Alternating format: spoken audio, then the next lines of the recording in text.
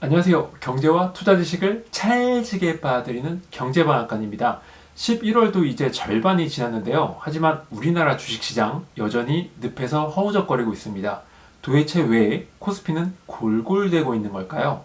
또 한 달 앞으로 다가온 크리스마스 산타 랠리에 대비해서 지금 우리나라 주식을 사는 건 어떨까요? 저는 지난 7월부터 누구도 흉내낼 수 없는 분석 기법을 동원해서 코스피와 삼성전자를 절대 사지 말라고 귀에 못이 박히도록 주장해왔습니다. 그리고 이 주장은 지금까지 단 한 차례도 틀리지 않았죠. 자, 11월 15일 현재 코스피는 어떤 상태이고 매수해도 괜찮을지 정확하게 알려드리겠습니다. 네, 첫 번째로는 코스피 수급 분석을 해볼 텐데요. 제가 여기 적어놨듯이 외국인과 기관들 그리고 우리 개인들의 수급을 파악하면은 현재 코스피 상황을 아주 적나라하게 알 수가 있습니다. 먼저 보실 그래프는 피땀 눈물 그래프라고 해서 저의 노력이 많이 들어간 그래프인데요. 여기 보시는 연두색 선은 큰 손들의 롱 포지션입니다. 매수 추이를 하나의 선으로 제가 산식에 의해서 그려본 거예요. 그리고 맨 아래 보시는 주황선은 반대되는 개념, 즉 개인들의 롱 포지션입니다. 연두색 선이 상승을 한다는 것은 큰 손들, 기관과 외국인들이 코스피에 대해서 주식을 마구마구 사들인다는 뜻이에요. 연두색 선이 하락한다는 것은 판다는 뜻입니다. 주황선이 올라간다는 것은 개인들이 코스피 주식을 마구마구 사들인다는 뜻이고요. 주황선이 내려간다는 건 개인들이 반대로 주식을 내던진다는 뜻입니다. 그런데 이 그래프에서는 상당히 재밌는 특징이 발견이 되는데요. 연두색 선의 비중을 둬서 한번 해석을 해볼게요. 연두색 선이 올라간다는 것은 큰 손들이 주식을 사들인다고 말씀을 드렸죠. 그런데 같은 기간에 해당되는 이 파란 선, 즉 코스피는 쭉 상승 추세를 유지한다는 특성이 있습니다. 반대로 연두색 선이 내려간다는 건 제가 뭐라고 했죠? 큰 손들이 코스피 주식을 매도한다. 따라서 코스피도 급락한다는 걸 아실 수가 있어요. 이번에는 주황선에 중점을 둬서 한번 해석을 해보죠. 주황선이 꾸준히 내려간다는 건 개인들이 주식을 판다는 걸 의미하고 같은 기간 동안 코스피는 반대로 쭉 올라갔다는 걸 알 수가 있습니다. 주황선이 쭉 올라간다는 것은 개인들이 주식을 마구마구 들입다 주춤한다는 뜻이고요. 같은 기간 코스피는 급락한다는 걸 아실 수가 있죠. 지금까지 말씀드렸던 내용을 여기 화면 상단에 표시를 해봤습니다. 이해가 안 되신 분들은 잠시 화면을 멈춰서 여기 내용을 끝까지 한번 읽어보세요. 이제 실전에 한번 이 그래프를 응용을 해볼게요. 8월 5일 당시 코스피 아마 기억하시는 분들 계실 겁니다. 왜냐면 7월 5일 날 여기 찍었던 코스피 역대 최고가를 다시 갱신하는 게 아니냐, 새로운 신고가를 찍는 게 아니냐, 엄청난 기대감을 불러일으켰던 시기였거든요. 하지만 8월 5일 날 코스피는 아깝게도 최고점을 갱신하는 데 실패를 했죠. 그리고 지금까지 계속 내리막길을 걷고 있습니다. 그렇다면 여기 8월 5일 이후부터 파란선, 또 주황선, 연두색 선에 어떤 변화가 일어나는지를 한번 간단히 체크를 해볼게요. 코스피는 내리막길을 걸었죠. 그리고 연두색 선은 8월 5일 직후에 엄청나게 급락을 했죠. 그리고 역시 계단식으로 내려갔다는 게 드러납니다. 제가 여기 10월 22일, 여기 주황선에도 10월 22일이라고 일부러 제가 가림막을 쳐놨습니다. 왜 하필 10월 22일이라고 표시를 했냐면 제가 가장 최근에 코스피 시황을 전해드린 날짜가 10월 21일이었거든요. 그래서 그 이후 주황선과 연두색 선 상황은 호기심 증폭 차원에서 가려놨습니다. 연두색 선과 주황선은 어떤 궤적을 그려냈을까요? 바로 공개를 해볼게요. 보시다시피 10월 22일 이후에도 연두색 선은 계속 꾸준히 내려갔고요. 주황선은 꾸준히 올라갔습니다. 아마 기억하실 거예요. 지난주 금요일 날 코스피는 상당히 급등을 했죠. 1.5% 상승을 했어요. 그래서 여기 자세히 보시면 파란 선이 날카롭게 올라간 걸 보실 수 있을 텐데요. 연두색 선 여기 부분, 그 다음에 주황색 선 꼬투리 부분을 보시면 아직 의미 있는 반등을 만들어냈다라고 보기 힘든 상황입니다. 여기 표시한 부분을 그냥 쭉 한번 훑어보세요. 그러면은 코스피가 현재 어떤 상황에 있는지 직관적으로 파악하실 수 있을 겁니다. 연두색선은 내려갔죠. 그리고 주황선은 올라갔습니다. 그리고 코스피는 내려갔죠. 파란선은 연두색선의 궤적을 99% 추정한다는 걸 알 수가 있고요. 연두색선이 하락한다는 것은 뭐다? 외국인과 기관들이 끊임없이 코스피 주식을 내다 던지고 있다는 뜻이에요. 반대로 주황선이 꾸준히 올라가고 있다는 뜻은 이 큰손들이 던진 주식을 아무것도 모른 채 줍줍 받아들이고 있다는 뜻입니다. 우리가 따라가야 될 주체는 누구다? 바로 큰손들, 연두색이라는 것이죠. 첫 번째로 말씀드리고 싶은 점은 블로그입니다. 마술사의 시장일기라는 블로그를 운영을 하고 있는데 여기에 주 5회 코스피 시황을 올리고 있습니다. 제가 블로그 시황에서 뭐라고 했는지 한번 보여드릴게요. 첫 번째, 10월 25일 저는 매도 의견을 유지한다. 10월 28일 매도 의견을 유지한다. 11월 2일에도 매도 의견을 유지한다. 코스피에 대해서 그 이후 내용들도 등장을 하는데 이건 한번 천천히 읽어보시면 될 것 같고요. 11월 4일 검은 선이 영역 안쪽으로 들어와야 된다. 제가 그 이유를 댄 부분이 보이실 텐데 이거는 잠시 후에 기술적 분석을 하면서 제가 다시 설명을 드릴게요. 11월 10일 매도 의견을 유지한다. 검은 선은 절대 거짓말을 하지 않는다. 필자가 괜히 7월 21일부터 코스피 매도 의견을 유지하고 있는 게 아니다. 코스피와 삼성전자 주식을 절대로 사지 말라고 강조를 했습니다. 이게 바로 제가 지금까지 한 차례도 틀리지 않았다고 말씀드린 이유입니다. 마지막 빼빼로데이 매도 의견을 유지한다. 잘린 부분이 있는데 뭐라고 썼냐면 코스피 수급 구도가 완전히 꼬였다 라고 쓴 거예요. 이것도 잠시 후에 제가 말씀을 드려볼게요. 제가 7월 21일부터 지금까지 코스피에 대해서 매도하라고 계속 그 의견을 유지하고 있는 거는 검은선 기술적 분석도 큰 몫을 했고요. 그리고 지금 보시는 이 피땀 눈물 그래프 연두색선과 주황선의 궤적, 상반되는 궤적도 크나큰 역할을 했다는 것을 말씀드리겠습니다. 두 번째 시사점은요, 연두색선과 주황선의 궤적을 참고하시라는 겁니다. 더 자세히 말씀드릴게요. 적나라하게 말씀을 드려보면 코스피에 대해서 매수할 수 있으려면, 즉 여러분이 이때다 싶어서 줍줍할 수 있으려면은 연두색선이요, 누가 보더라도 눈에 띄게 올라가 줘야 돼요. 근데 지금은 누가 보더라도 바닥권에서 지지부진하잖아요. 그리고 반대로 주황선이 눈에 띄게 하락해 줘야 됩니다. 근데 주황선은 지금 전혀 하락한다는 느낌을 주고 있지 못하죠.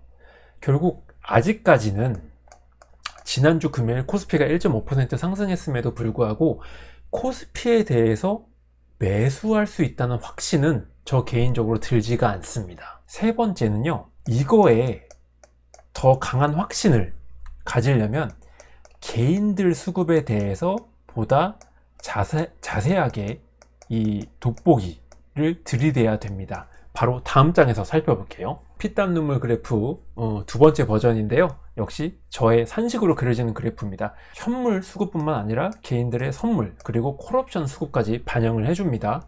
그런데 검은 선의 궤적과 코스피의 궤적은 정반대로 나타나고 있습니다. 한번 살펴보시죠. 검은 선이 쭉 올라가죠. 근데 코스피는 파란 선은 급락을 합니다. 그리고 검은 선이 정점을 찍고 쭉 내려오니까 코스피는 그제서야 쭉 반등하기 시작했어요. 완전히 청개구리 심보죠. 그 이후 궤적을 한번 살펴보죠. 쭉 내려오던 검은 선이 여기 부분에서 하락을 멈추고 평행선을 그려냅니다. 하락세가 실종이 된 거죠. 이 얘기는 개인들이 점차 롱 포지션, 주식을 사들였다는 얘기예요. 근데 제가 방금 전에 코스피는 청개구리처럼 움직인다고 말씀을 드렸죠. 쭉 상승하던 코스피는 이 부분에서 조정 국면, 즉 상승이 무뎌집니다. 이 이후에 다시 검은 선은 쭉 내려가기 시작하죠. 활강을 하기 시작하고 코스피는 청개구리처럼 그제서야 엄청나게 급등을 하기 시작합니다. 검은 선은 부드럽게 저점을 찍고 유턴하기 시작하죠. 근데 코스피는 개인들이 사들이기 시작하니까 다시 조정에 하락에 빠져들기 시작했어요. 그리고 쭉 패스를 하죠. 그래서 지금 제가 여기 빨간 선을 그려놨는데 이 시기가 언제냐면 7월 말 8월 초입니다. 자세히 보세요. 이 부분에서 검은 선은 하락을 하다가 저점을 찍고 지금까지 상승 궤적을 그리고 있습니다. 즉 가장 최근에 검은 선이 터닝 포인트를 찍었던 때가 바로 이때였기 때문에 제가 표시를 해 놓은 거예요. 단 한 차례도 이렇다 하게 내려간 적이 없습니다. 그리고 코스피는 불행하게도 청개구리처럼 하락 궤적을 유지를 했죠. 참 신기한 그래프예요. 결론은 쉽게 추론할 수가 있는 것이죠. 코스피가 상승하기 위한 첫 번째 조건, 개인들이 주식을 파는 거라고 제가 방금 전 그래프에서도 말씀을 드렸죠. 이 그래프도 마찬가지입니다. 즉 검은 선이요, 누가 보더라도 이렇게 고꾸라져야 되는 거예요. 하락해 줘야 돼요. 근데 요 끄트머리를 보시면요, 검은 선이 지난주 금요일 코스피가 1.5% 상승했음에도 불구하고 하락을 하지 못했어요. 물론 지금 가로로 기어가는 평행선을 그리고 있긴 합니다. 하지만 정점을 찍고 내려가 줘야지만 코스피가 지리하게 이어졌던 하락 추세를 깨고서 이렇게 올라갈 수 있는 거예요. 아직까지는 시기상조라는 뜻입니다. 이 검은 선이 내려가느냐, 아니면은 지금처럼 계속 가로로 기어가느냐, 아니면은 오히려 며칠 있다가 더 올라가느냐에 따라서 코스피 향방을 엿볼 수가 있다는 것이죠. 자, 지금 코스피 수급에 대해서 낱낱이 살펴보고 있는 중입니다. 이번에 보실 거는 외국인들의 업종 사이즈별 매매 패턴입니다. 여기 이제 제가 해석하는 방법을 써놨고요. 빨간 선은 코스피고 파란 선은 외국인들의 대형주 매매 비중입니다. 그런데 눈여겨보실 거는요, 여기 세로선 오른쪽 부분입니다. 그리고 요 시기는 묘하게도 7월 말 8월 초예요. 왜 제가 이 시기를 특정을 지었냐면, 파란 선은 한번 보세요. 파란 선이 엄청나게 이때를 전후로 급등을 해버렸습니다. 그리고 코스피는 하락 추세를 유지하고 있고요. 파란 선은 그때 이후로 약간 상승세가 둔화되긴 했지만 여전히 고공행진을 벌이고 있는 중입니다. 주가 하락기죠. 빨간 선이 하락을 했죠. 주가 하락기 여기고요. 그리고 파란 선은 여전히 고공행진을 벌이고 있습니다. 파란 선 상승은 뭐다? 외국인들이 이 기간 동안 대형주를 꾸준하게 팔아치웠다는 뜻이에요. 이렇게 삼성전자를 집중적으로 매도하니까 코스피 빨간 선은 지지부진할 수밖에 없는 것이죠. 그렇다면 코스피가 반등하려면 어떻게 돼야 될까요? 외국인들이 그동안 냅다 팔았던 코스피 대형 종목들, 대형주들을 마구마구 다시 사들여 줘야 돼요. 즉 파란 선이 요 최근 며칠 동안에는 뭐 나름대로 하락을 하고 있어요. 하지만 누가 보더라도 지금보다 더 많이 쭉 내려가 줘야지만 외국인들이 대형주를 다시 주워 담는다는 뜻이 되는 것이죠. 그리고 그에 반응해서 코스피는 보란듯이 올라갈 수 있을 겁니다. 그나마 희망이 있는 건 최근 지금 보시는 10월 이후 이 궤적을 보시면요, 파란 선이 그렇게 많이 올라가지는 않았습니다. 여기 코스피도 그렇게 눈에 띄게 10월 초에 비해서 지금까지 많이 내려가지는 않았죠. 왜냐면은 파란 선이 올라가지 않았기 때문이에요. 즉 외국인들이 대형주를 매도하는 강도가 현저히 약해졌다는 뜻입니다. 하지만 그럼에도 불구하고 코스피가 올라가려면요, 파란 선이 훨씬 더 내려가 줘야 됩니다. 지금부터라도. 이 그래프를 활용하면은 어떤 장점이 있냐? 바로 작년 코로나 팬데믹 이후에 코스피가 급등했던 구간에서 잘 드러납니다. 한번 보시죠. 여기 제가 A와 B 구간을 나눴는데요, 여기가 2020년 작년 3월 4월 구간입니다. 그런데 이때부터 A 구간 여기까지 빨간 선과 파란 선이 동반 상승을 했어요. 그리고 요 시기를 요 위에서 한번 살펴볼게요.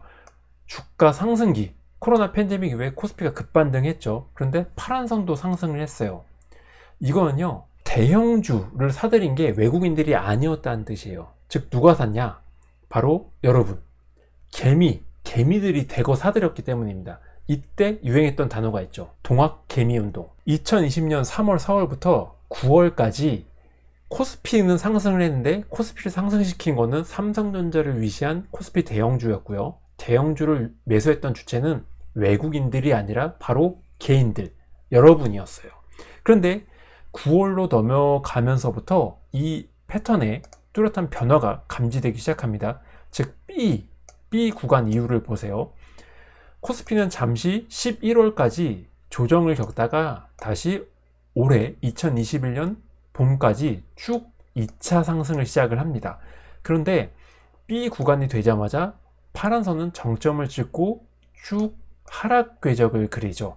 즉 주가는 상승을 했는데 파란 선이 하락을 했어요. 이거는 뭐다? 외국인들이 대형주를 매수했다는 거예요. 작년 3, 4월 이후에 동학 개미 운동이 벌어져서 개미들이 주워 담았던 삼성전자, 하이닉스, 코스피 대형주들을 팔았고, 이 팔아치운 거를 고맙게도 매수해 준 게 외국인들이었다는 뜻입니다. 이때 언론에서 동학 개미 운동을 아주 연락에 칭찬을 해줬습니다. 개인들이 주식 장사를 잘했다. 싸게 사서 비싸게 팔았는데 그 비싸게 사준 사람이 바로 외국인들이었다는 뜻이죠.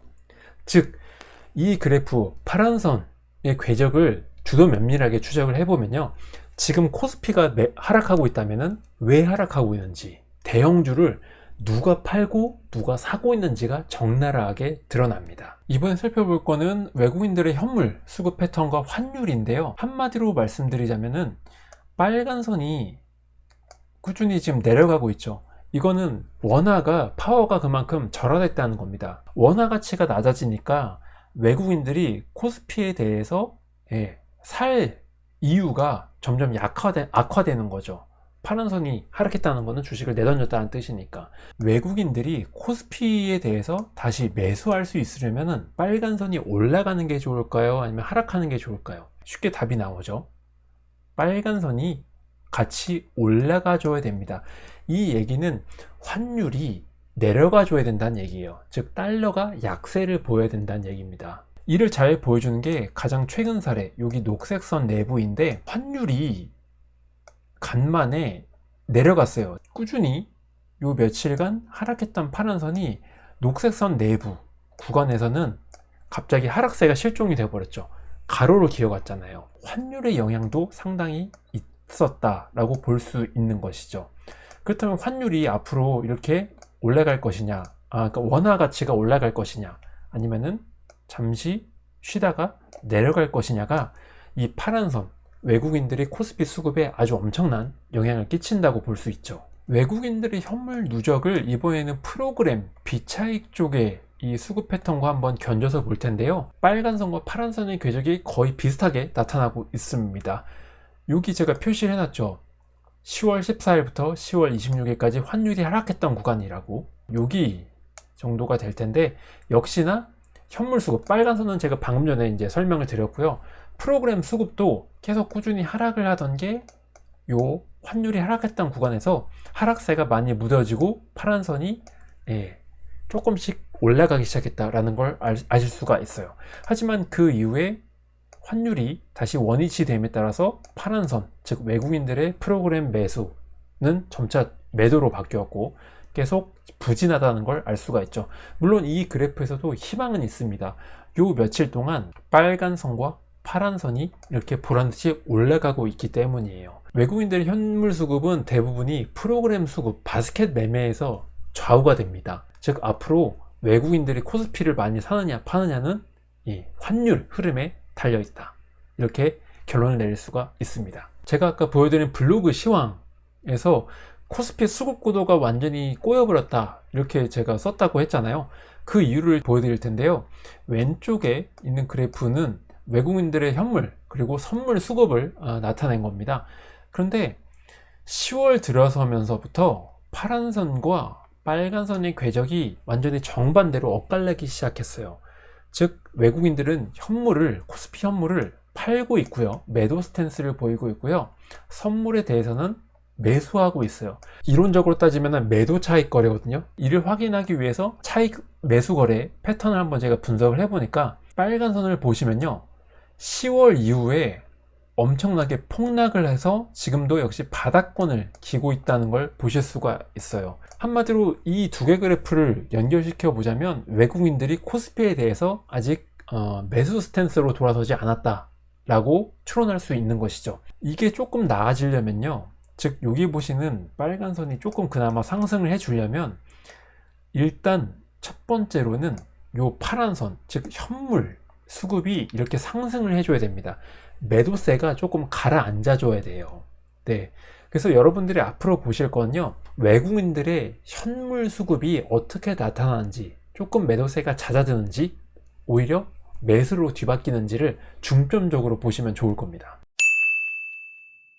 이번에는 코스피 기술적 분석을 해볼 텐데 그래프 딱 두 개만 보여드리겠습니다. 먼저 보여드리는 그래프는 이제 코스피 중기 변동성을 나타냅니다. 역시 제가 만들어낸 산식에 의거해서 그려지고요. 검은 선이 보이실 텐데요. 검은 선이 하락을 하면은 코스피가 그만큼 상황이 안 좋아진다는 뜻입니다. 반대로 올라간다는 건 상황이 개선이 된다는 뜻입니다. 주목하실 점은요, 이후 부분입니다. 시기로는 8월 이후 부분인데요. 검은 선이 궤적을 한번 눈여겨서 따라가 보세요. 그리고 여기 A와 B라고 제가 선을 그어 놨는데 이 두 개 선은 검은 선에게 있어서 때로는 저항선으로 때로는 지지선으로 작용을 해줍니다. 불행하게도 8월 이후에 이 A와 B 두 개 선은 검은 선에게 있어서 저항의 역할을 하기만 했습니다. 한번 보시죠. 검은 선은 상승을 하다가 얼마 안 지나서 한 시기로는 8월 중하순 정도가 됐을 거예요. 하락을 하기 시작해서 A와 B 두 개 선을 모조리 뚫고 내려갑니다. 내려가서 다시 올라오나 싶었는데 요 부분에서 A를 완전히 뚫어내지 못했어요. 즉 강력한 방해자 역할, 저항선으로 작용을 한 겁니다. 그 이후에 검은 선은 가로로 쭉 기어가다가 이번에는 B라는 저항선에 막혀서 계속 한없이 기어가기만 했습니다. 그리고 저항선에 막히면은 남는 거는 하락밖에 없죠. 그리고 하락을 해서 10월 달이 바뀌면서 올라오나 싶었는데 이번에는 빨간색 영역에 제대로 들어가 보지도 못하고 지금은 오히려 아래 하락을 하고 있는 상황이에요. 한마디로 요약을 하면요, 검은 선이 A와 B 저항선에 막힐 때마다, 심지어 빨간 영역을 이탈했을 때마다 이는 코스피 지수에 아주 엄청난 악영향을 끼쳤다는 걸 보실 수가 있습니다. 지금 제가 표시를 하고 있죠. 빨간 선만 보자면요, 이게 대체 코스피 지수가 올라가는 것처럼 보이는데 과연 지금 매수해야 될지 아니면 더 기다려야 될지 판단이 안 서요. 하지만 검은 선을 곁들여서 같이 보잖아요. 그러면 검은 선이 A와 B라는 저항선을 상대로 어떤 플레이를 펼치느냐에 따라서 보다 강력한 확신을 가지고 매매 판단을 하실 수가 있습니다. 제가 말씀드리고 싶은 건요, 첫 번째 조건은요, 빨간색 영역 안쪽으로 진입을 해주는 게 중요합니다. 네. 그리고 두 번째는요, B 선을 뚫고 올라와야 돼요. 그리고 세 번째, A 저항선마저 뚫고 올라와야지만 코스피가 완벽하게 상승 추세로 돌아섰다, 이런 결론을 내릴 수가 있는 거예요. 이 세 가지 조건이 만족되지 않으면 섣부르게 성질 급하게 매수에 나설 필요가 없습니다. 중기 추세를 살펴봤으니까 이번에는 보다 짧은 중단기 추세를 한번 살펴볼게요. 주목하셔야 되는 선은 C라는 선입니다. C 역시 마찬가지로 검은 선에게 있어서 지지선 혹은 저항선으로 작용을 하는데요. 여기서 주목하셔야 될 점은 검은 선이 C 선을 뚫고 내려온 직후입니다. 시기로는 대충 한 9월 말 이후에요. 검은 선이 C를 뚫고 내려간 9월 말 이후부터 지금까지 다가가 보지도 못했어요. 심지어 방금 전 보여드렸던 이 검은 선, 첫 번째 그래프의 검은 선처럼 빨간색 영역 아래로 내려와 버린 상황입니다.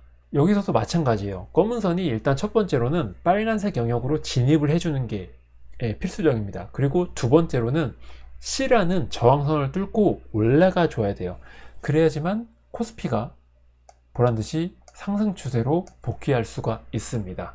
지금은 빨간색 영역에 조금 간격을 두고서 떨어진 상황이기 때문에 역시 섣부르게 매수할 타이밍이 아니다. 지금까지 보여드렸던 그래프를 다 종합을 해서 저는 7월 21일 여기 검은색 화살표 가리키고 있죠.